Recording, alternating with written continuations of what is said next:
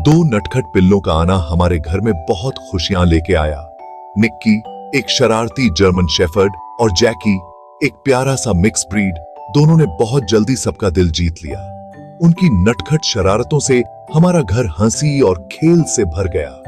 बगीचे में तितलियों के पीछे भागने से लेकर साथ में सोने तक निक्की और जैकी हमेशा साथ रहते थे। उनकी दोस्ती देखने लायक थी। वो एक ही कटोरी में खाना खाते, बिना किसी शिकायत के खिलौने बांटते और एक दूसरे की रक्षा करते थे। हर शाम वो खेतों में दौड़ लगाते, उनकी भौंकने की आवाज खुशी की एक धुन बन जाती। हमें क्या पता था कि उनकी जिंदगी का ये हसीन दौर इतनी जल्दी खत्म हो जाएगा। हम उस दर्द के लिए तैयार नहीं थे जो हमारा इंतजार कर रहा था।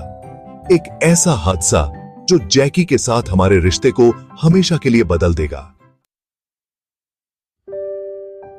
निक्की अपनी शरारतों और मस्ती से पूरे मोहल्ले का लाडला बन गया था। उसे सभी से दोस्ती करना आता था, चाहे वो इंसान हो या जानवर। उसकी पूंछ हमेशा हिलती रहती थी, जो उसके खुश मिजाज स्वभाव को दर्शाती थी। जैकी थोड़ा शांत और संकोची था, लेकिन निक्की से बहुत ज्यादा जुड़ा हुआ था।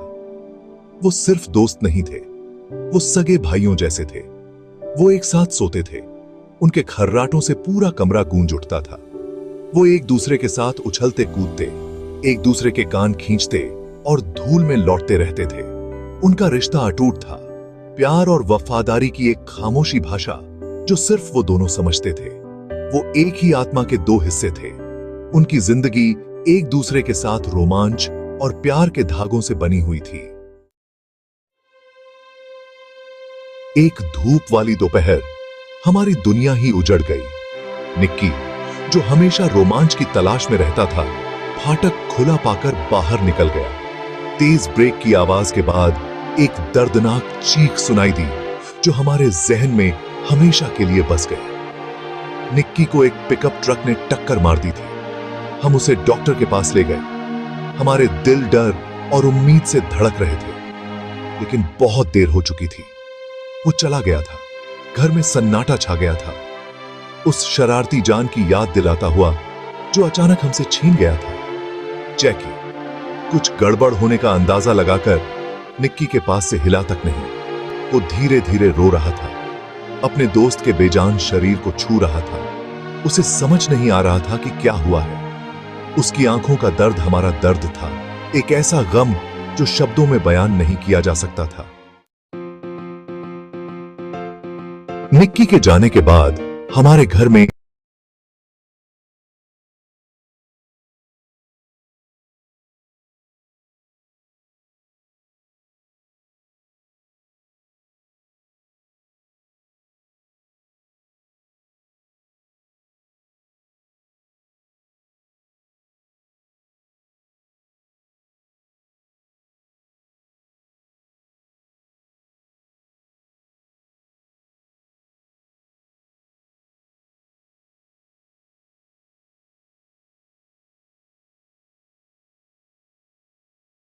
एक अजीब सा सन्नाटा छा गया।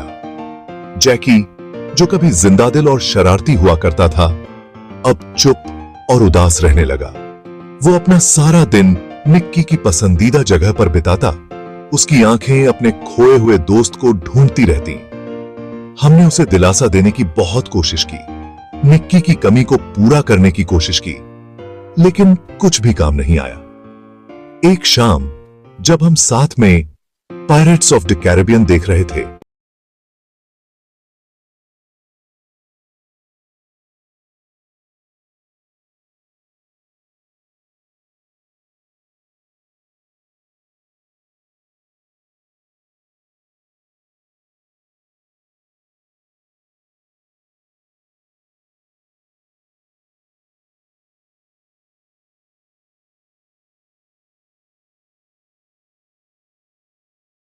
उसकी शरारती मुस्कुराहट और अंदाज ने जैकी में कुछ जगा दिया। वो उठा, उसकी पूंछ ने हिलना शुरू कर दिया। उस दिन से हमने उसे जैकी बुलाना शुरू कर दिया, उस महान समुद्री डाकू के नाम पर। यह नाम, जो शुरुआत में माहौल को हल्का करने के लिए चुना गया था, उसे बहुत झंझने लगा। जैक स्पैरो की तरह कि मैं भी एक अलग ही तरह का आकर्षण था।